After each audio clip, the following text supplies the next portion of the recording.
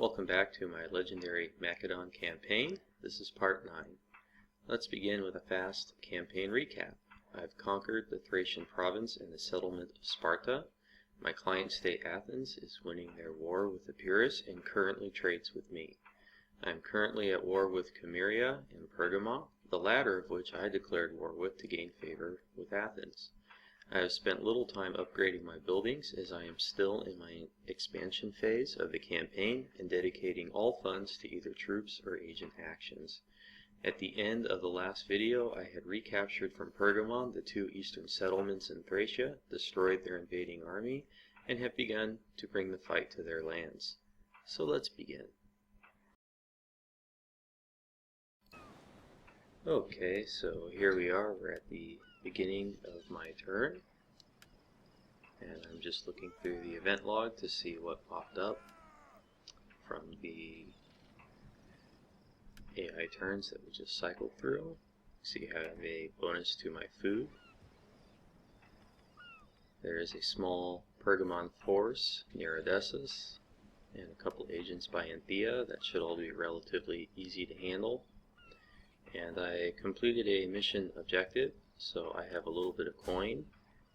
I'm going to start by poison provisions on that army, and I'm going to try to manipulate that agent closer to the bottom of the screen.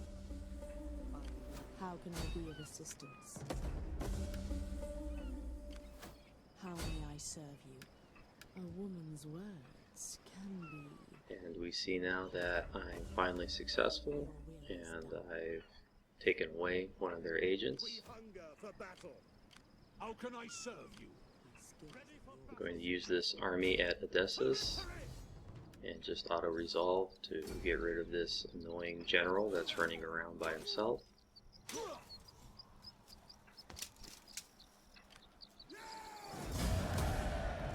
Is that all?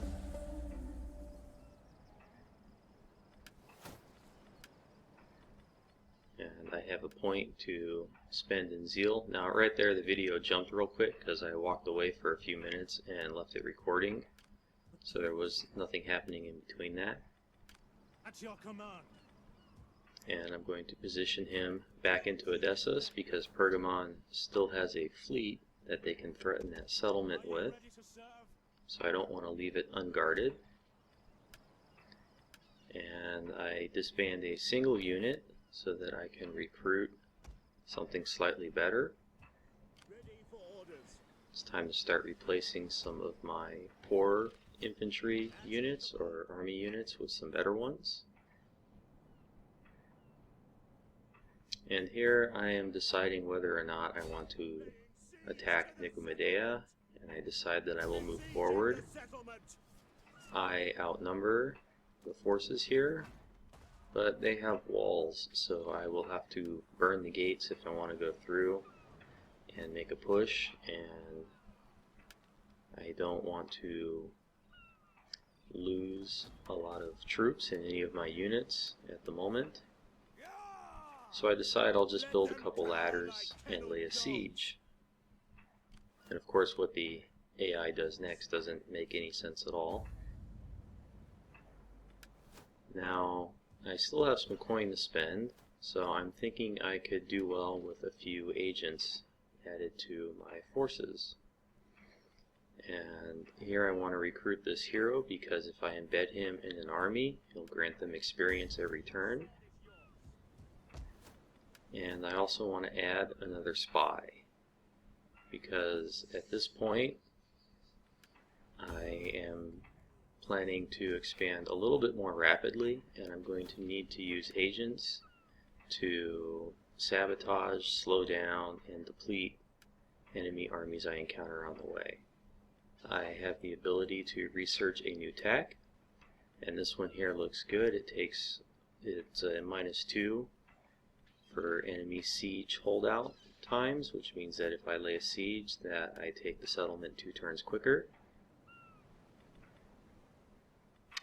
And some of these other techs in the military tree are promising, but they're 11 or 10 turns away.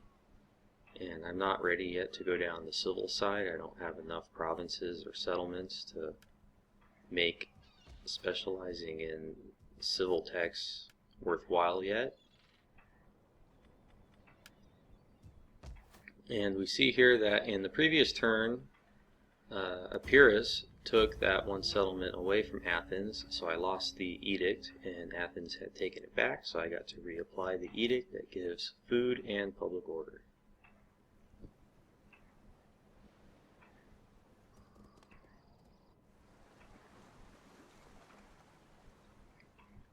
You see Epirus has a couple fleets and one army there that looks to be poisoned. Athens has a few forces moving around the map.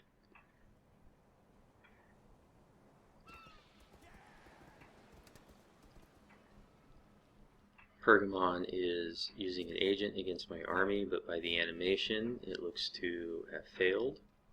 And then that's what I meant when I said they were going to do something unexpected. They take their army and they abandon the settlement. I have only played a few Rome 2 campaigns, but this is the first campaign I've played where I have repeatedly seen the AI take whatever army is stationed in a coastal city, turn it into a fleet, and sail away.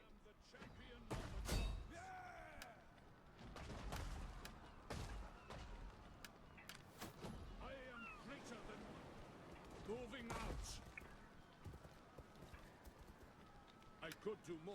So I'm going to try and do a manipulation again and coerce an agent. Knows no bounds. And I managed to steal away another one. I believe that will put me over my agent cap for spies.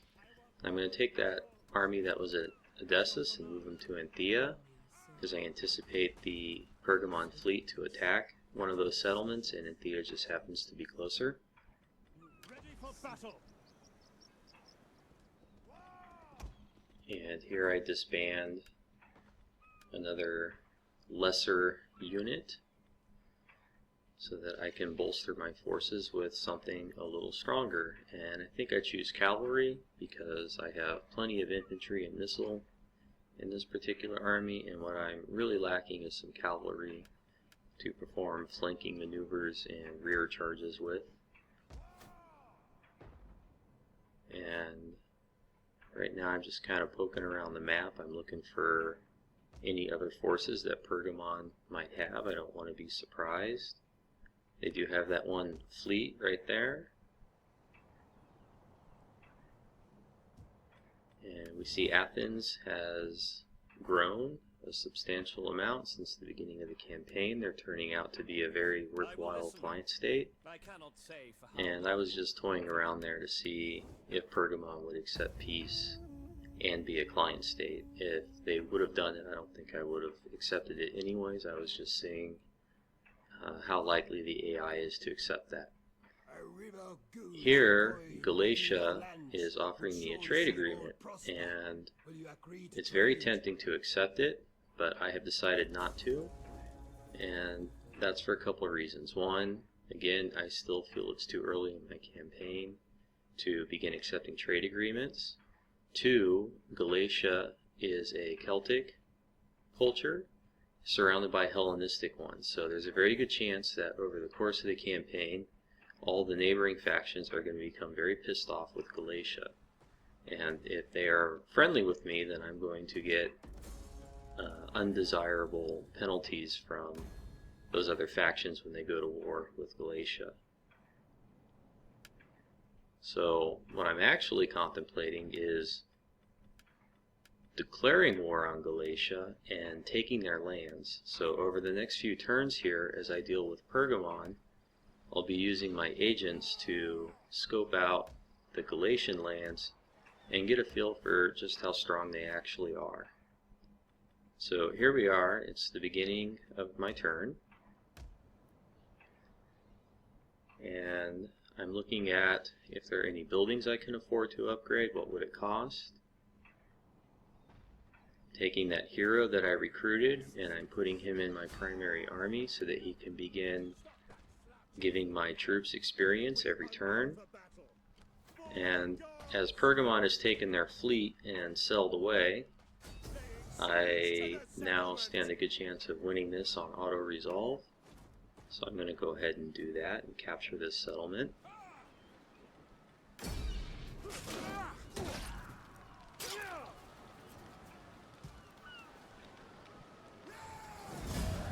And my general has ranked up. I think this is a relatively new general. The previous commander of this army had died of old age a few turns ago. We see that I've inherited a slum, so I'm going to destroy that. I don't want a slum anywhere in my cities.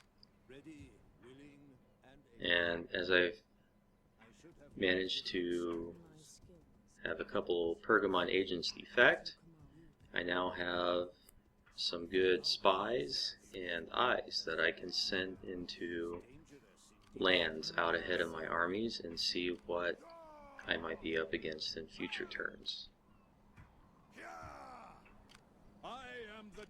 Aside from all the actions that agents can perform, one of the best things about them is that armies can't attack them. So you can send them all over the map a little bit ahead of your forces to see what kind of surprises the AI might have for you.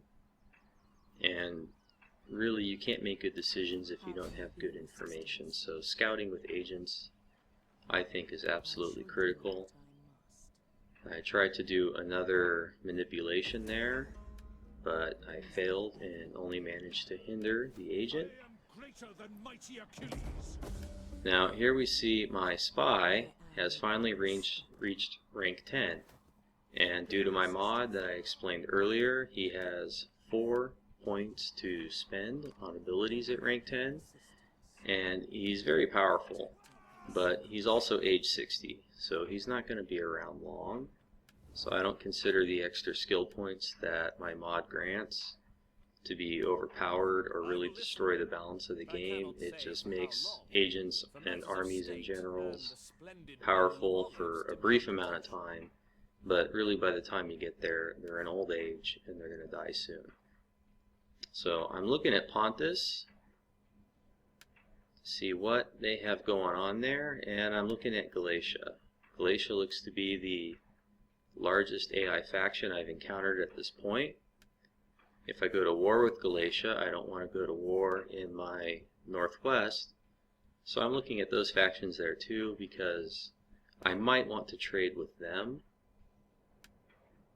but I'm still not really going to try to enter into any agreements yet.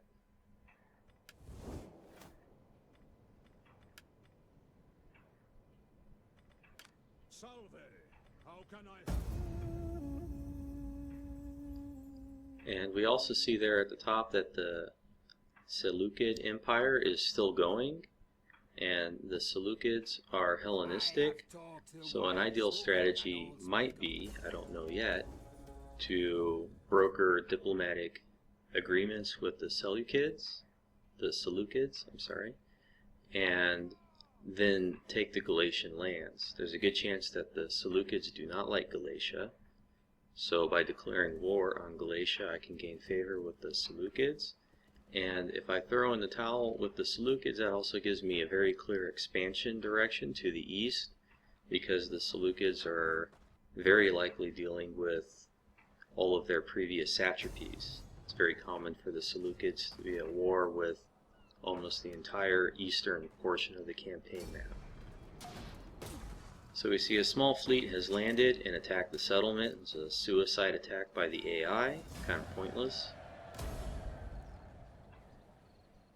There's the notification for the invasion force that was the suicide attack. Beginning of the turn here.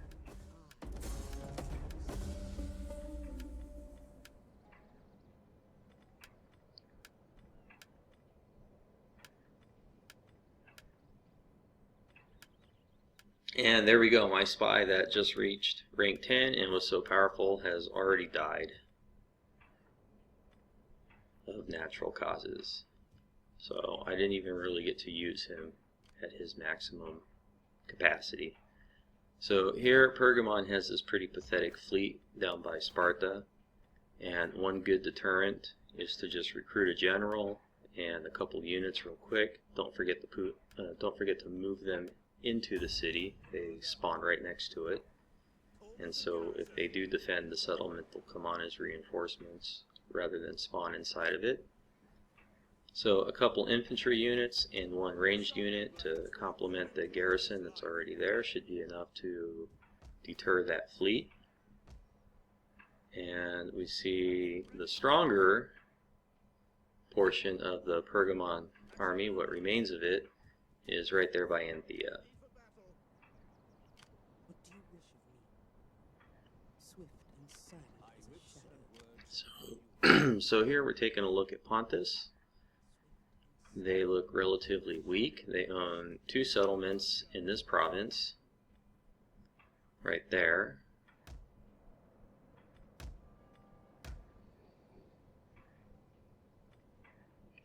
And if I'm not mistaken, Pontus is unfriendly towards me.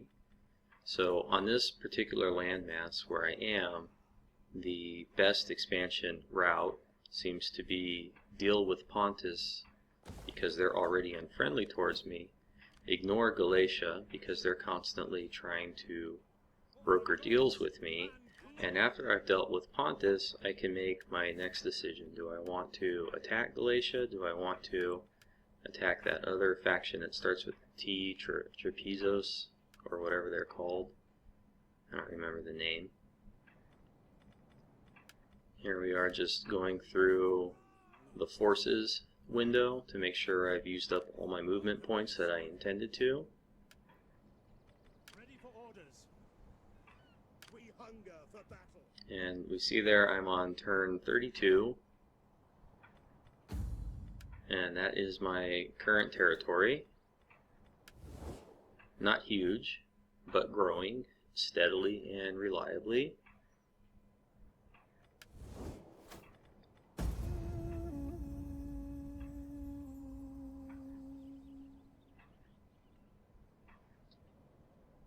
And we see Athens has chased off that pathetic Pergamon fleet.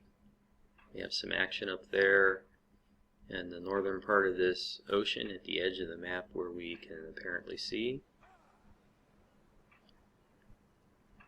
Pergamon's agent is going to perform an action against me. And they're going to take their fleet and they're going to attack Odessos. Now this is actually very beneficial because after they capture this settlement, they cannot move and they're going to be stuck there. And I have a full strength army nearby, so on my next turn I will very quickly recapture that settlement and destroy that fleet all at once. And that will be the bulk of Pergamon's remaining force wiped out.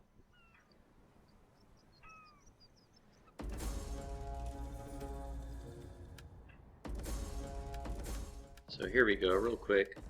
Let's eliminate this threat of Pergamon. We take this settlement. And after this auto-resolve battle, do I auto-resolve it or do I actually fight it? I actually fight this one. After this battle, the only remaining portion of Pergamon's armies will be that really tiny fleet that Athens had chased off. So I'm going to break up my forces into several smaller pieces and deploy them all surrounding the town from different angles and move them all in at once, more or less. And as each side of the Pergamon defenses falls, my forces will enclose on the remaining Pergamon forces and surround them and quickly rout whatever is left. Ready? So as I said in a previous video, this particular army is very heavy ranged, a little bit more than I typically prefer, but I don't have the funds yet to substantially change that. Macedon!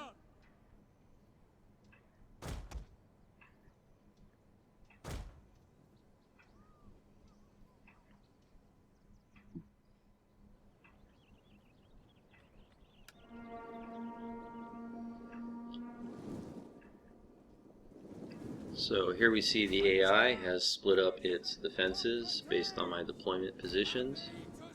Again, this is still patch 8.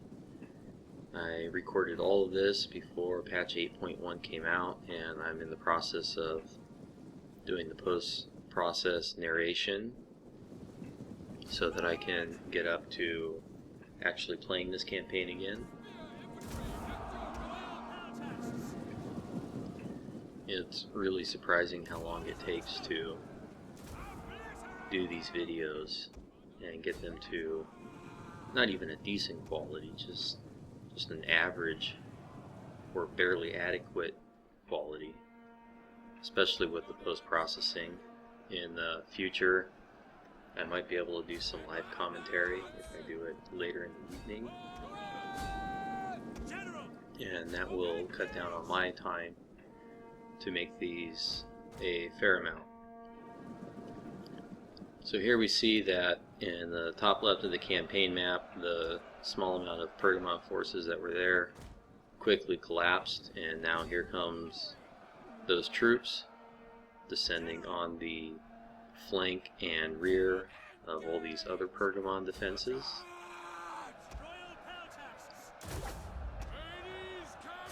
I'm going to take those missile units, they look like slingers in this case, and focus fire on that Pergamon cavalry unit.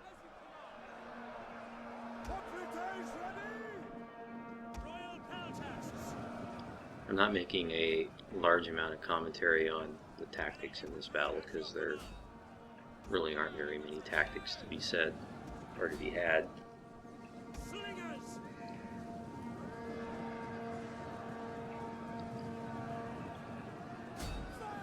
So now that's two sides of the Pergamon defenses down, and all that's left are these infantry units, militia hoplites. They're not even that good.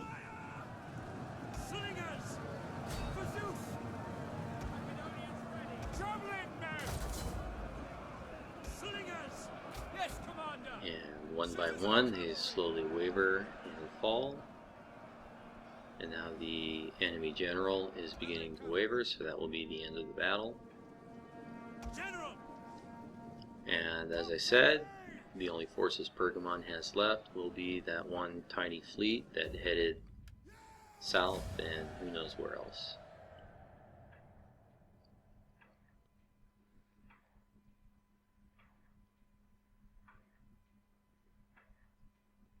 So poke them in the face. And you'll notice there, I haven't mentioned this in any of my videos, but you'll notice that after my battles, I release captives. And the reason I release captives is because there's just too many penalties that come from any of the other options. If you enslave or kill the captives, then that faction or factions that were friendly to it will really start to hate you. And if you enslave the captives, then your provinces take on a slave population, which decreases your public order. And if you repeatedly enslave the captives, you'll end up with big public order problems. Much worse than if you had taxes on high. And I did a quick pan there around the campaign map. I was just looking for that Pergamon fleet to see if it was a threat in any way, but I couldn't find it. So I'm going to take that army at Nicomedia, I'm going to move it into my military province, disband a couple units, and recruit some cavalry because I really want them in this force. Cavalry I love. Although I should say, unless you're going to make an almost entirely cavalry force, you shouldn't overdo it on the cavalry. It's a bit much to handle, especially in a real-time battle. I find that 2 to maybe 4, possibly 5 cavalry units is about the limit to what my brain can handle, especially as the battles get bigger, and especially as you get battles with reinforcing armies. it becomes hard to manage 10 cavalry units when you have 30 other units to manage and the AI has 40 units running around. It can be a bit hectic.